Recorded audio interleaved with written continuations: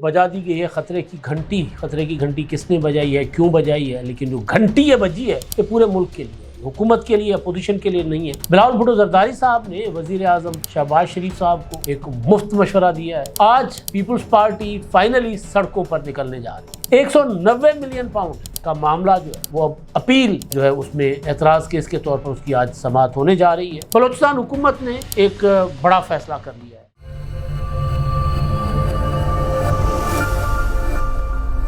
السلام علیکم، میں امداد سمرو۔ ایک تو بجا دی گئی ہے خطرے کی گھنٹی کس نے بجائی ہے، کیوں بجائی ہے، لیکن جو گھنٹی یہ بجی ہے یہ پورے ملک کے لیے ہے، حکومت کے لیے، اپوزیشن کے لیے نہیں ہے، پورے کے پورے پاکستان کے لیے ہے۔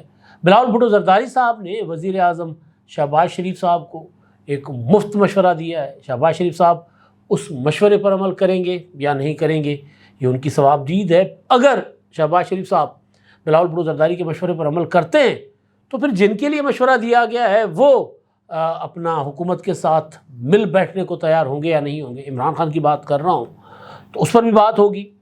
آج پیپلز پارٹی فائنلی سڑکوں پر نکلنے جا رہی ہے۔ اعلان کیا تھا پیپلز پارٹی نے آج سڑکوں پر نکلنے کے لیے، اور سڑکوں پر پیپلز پارٹی اپنی اتحادی حکومت مسلم لیگ نون کے خلاف نکلنے جا رہی ہے۔ کتنا ریسپانس ملتا ہے پیپلز پارٹی کو، نہیں ملتا، اس پر بات ہوگی۔ 190 ملین پاؤنڈ کا معاملہ جو ہے وہ اب اپیل جو ہے اس میں اعتراض کیس کے طور پر اس کی آج سماعت ہونے جا رہی ہے۔ عمران خان کو اور بشریٰ بی بی کو 14 اور 7 سال کی سزا سنائی گئی تھی احتساب عدالت کی جانب سے۔ اپیلیں تھیں، اور اپیلوں کے ساتھ ساتھ اب جو درخواست آئی ضمانت کے لیے کہ ضمانت سزا معطل کریں، ضمانت دے دیں، تو اس میں اب اسلام آباد ہائی کورٹ میں جو اعتراض کیا گیا تھا اس اعتراض کیس کی سماعت آج 2 رکنی بینچ کرے گا۔ بلوچستان حکومت نے ایک بڑا فیصلہ کر لیا ہے، اور ایسا فیصلہ شاید پہلے عمل تو ہوتا تھا لیکن شاید اعلانات کی حد تک ایسی چیز پہلے سامنے نہیں آئی، اور وہ فیصلہ جو سرکاری ملازمین ہیں ان کے خلاف ایکشن لینے یا ان کے خلاف کارروائی کرنے پر مبنی ہے۔ تو سارے معاملات پر بات کریں گے۔ آغاز میرا خیال ہے میں کر لیتا ہوں جو بلاول بھٹو زرداری صاحب نے وزیر اعظم صاحب کو دیا مشورہ۔ مسئلہ یا معاملہ کچھ یوں ہے کہ کل پیپلز پارٹی کا گرینڈ افطار ڈنر تھا گورنر ہاؤس میں۔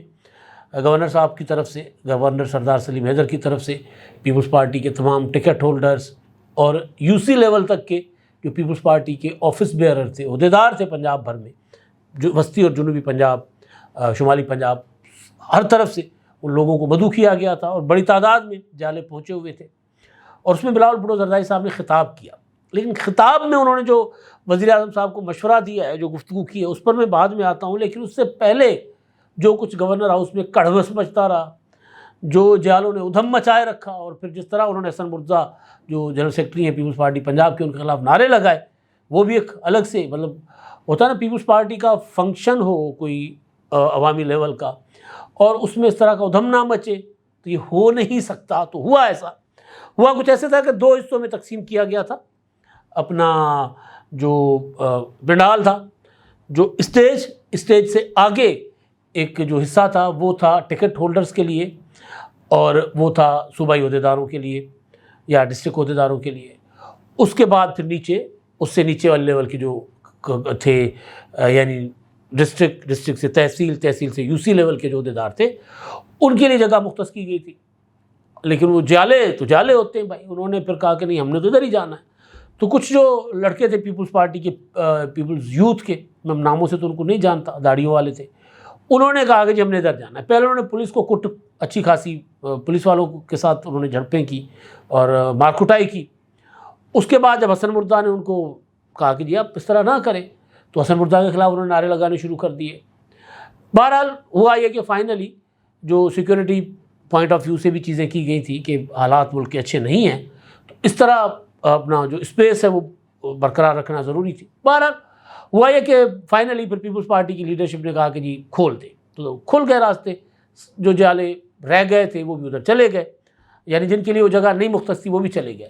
لیکن پھر بلاول بھٹو زرداری صاحب آئے تو وہی سارے لوگ جو چند لوگ، سارے نہیں، جو چند لوگ، وہ نعرے لگانے لگ گئے، حسن مرزا سیکرٹری جنرل مرد آباد تو فلاں تو فلاں۔ میں وہ چہرے دیکھ رہا تھا، اور پھر ان کے پیچھے پیپلز پارٹی کے اندر ایک لابی ہے اور وہ لاہوری لابی کہلاتی ہے. لاہور کی جو پیپلز پارٹی کے کچھ لوگ ہیں وہ اکثر اسی طرح کی جو ایکٹیویٹی ہوتی ہے اس میں اس طرح کے کچھ ایلیمنٹس کو لا کے نا کام خراب کرواتے ہیں.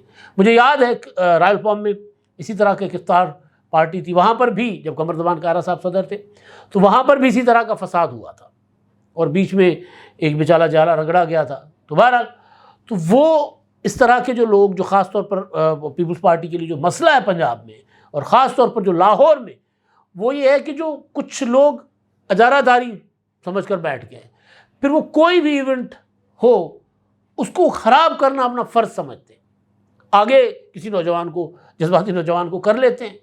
تو یہ بہرحال ایک عجیب و غریب قسم کا قصہ کل بھی پیپلز پارٹی کے لوگوں کو دیکھنا پڑا. اور پھر بلاول بھٹو زرداری صاحب کی تقریر, انہوں نے ویسے تو کافی ساری باتیں کی تھی, لیکن ایک بات جس پر میں نے آپ سے بات کرنی ہے, گزارش کرنی ہے, وہ یہ ہے کہ انہوں نے کہا کہ جی ہم پاکستان جن حالات سے گزر رہا ہے, جس طرح حملے ہو رہے ہیں, جس طرح دہشت گردی بڑھ رہی ہے, اس میں انہوں نے کہا کہ جی ہمیں ایک آواز ہو کر, متحد ہو کر اپنا حکمت عملی بھی بنانی ہے اور آگے بھی بڑھنا ہے, ایک ساتھ چلنا ہے. تو اس کے لیے انہوں نے کہا کہ جی ایک کوشش ہوئی, پچھلے دنوں قومی سلامتی کمیٹی کا اجلاس ہوا, مگر اس میں کچھ سیاسی جماعتیں نہیں آئیں.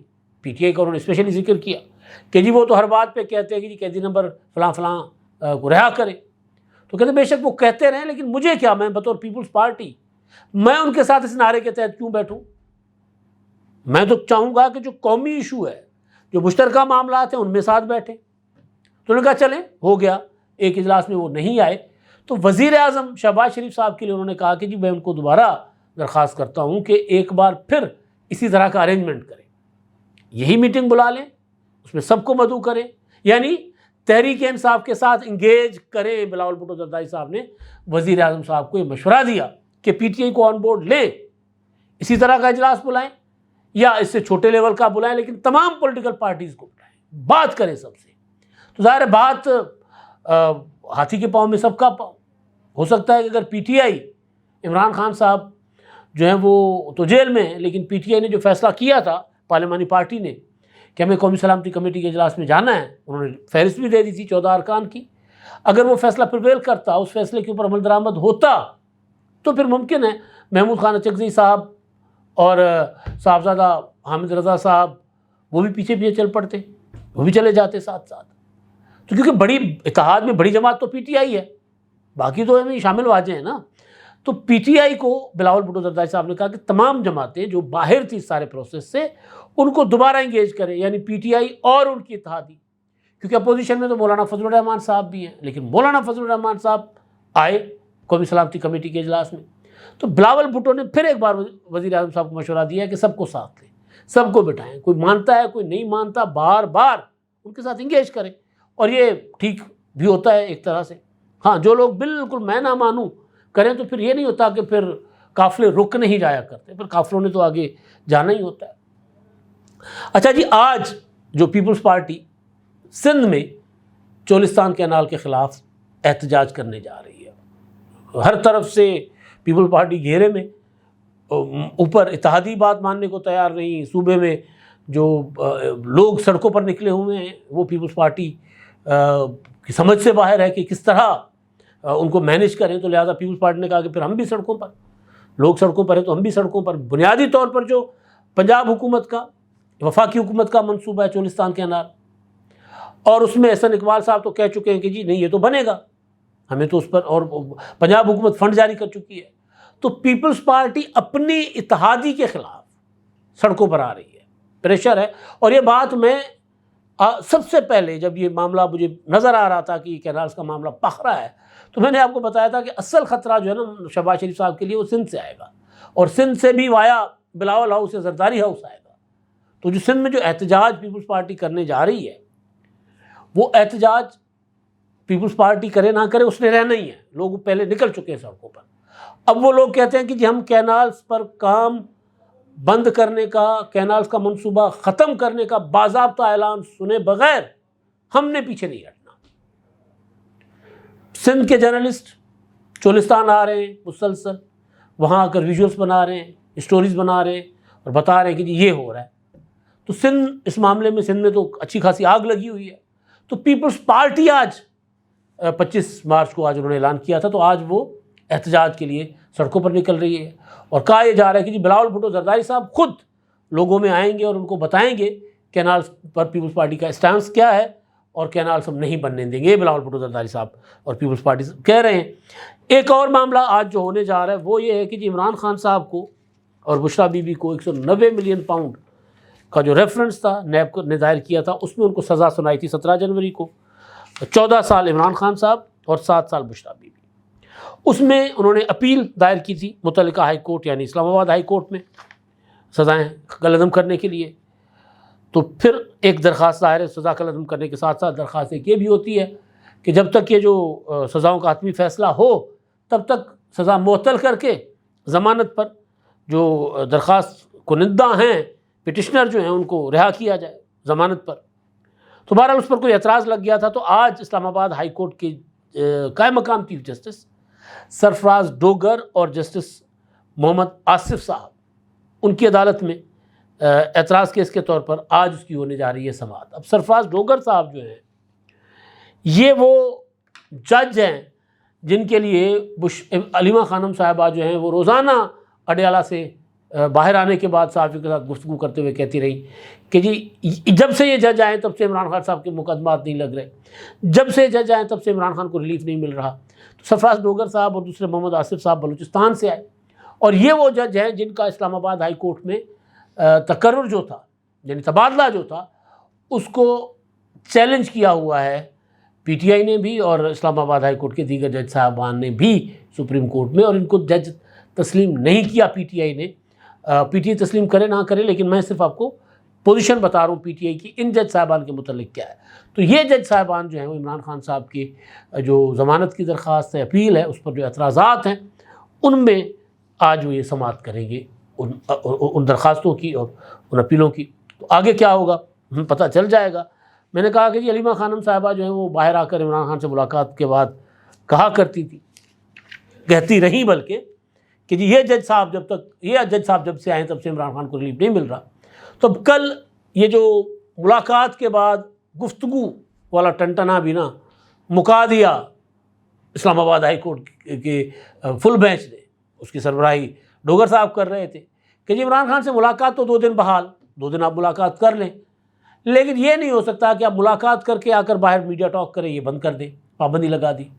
سلمان اکرم راجہ صاحب نے کہا کہ یہ ہماری رضامندی سے ہوا ہے، ہم نے مانا ہے، اس کو تسلیم کیا ہے. انہوں نے کہا کیا فرق پڑے گا، ہم سیکورٹی پوائنٹ آف ویو سے بات نہیں ہوگی، جیل کے باہر نہیں ہوگی، جو الیکٹڈ لوگ ہیں وہ باہر جا کے کر لیں گے. دوسری انہوں نے بات کی کہ جو عمران خان کے قریبی رفقا ہیں وہ بات نہیں کر سکتے، باقی جو منتخب ارکان ہیں وہ تو بات کریں گے.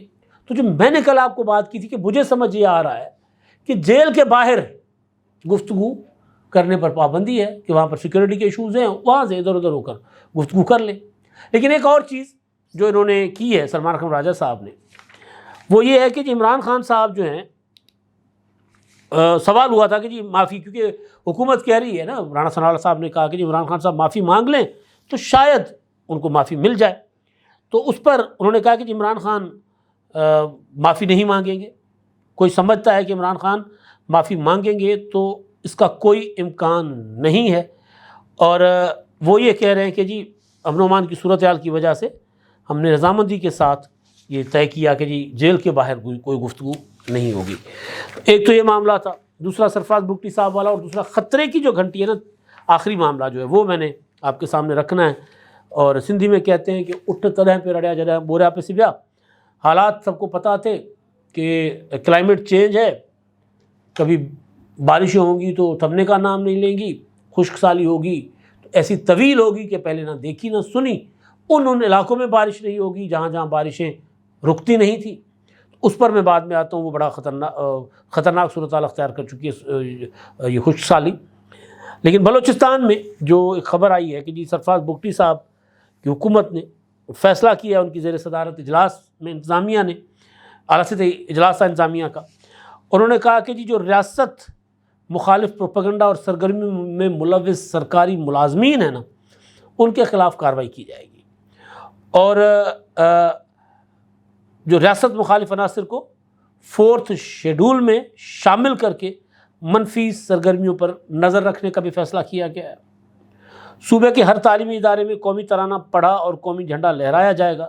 جن تعلیمی اداروں کے سربراہان احکامات کی پابندی نہیں کروا سکتے وہ عہدے سے دستبردار ہو جائیں گے۔ یہ صورتحال خطرناک ہے کہ اگر ایک اجلاس میں فیصلہ کیا جا رہا ہے کہ قومی ترانہ ہر تعلیمی ادارے میں لازمی پڑھوایا جائے گا اور انکار کرنے والا جو ہے اس کو عہدے سے ہٹا دیا جائے گا۔ خطرناک صورتحال یہ ہے کہ یعنی وہاں پر نہیں قومی ترانہ پڑھایا جاتا پڑھتے لوگ، یہ خطرناک صورتحال ہے نا۔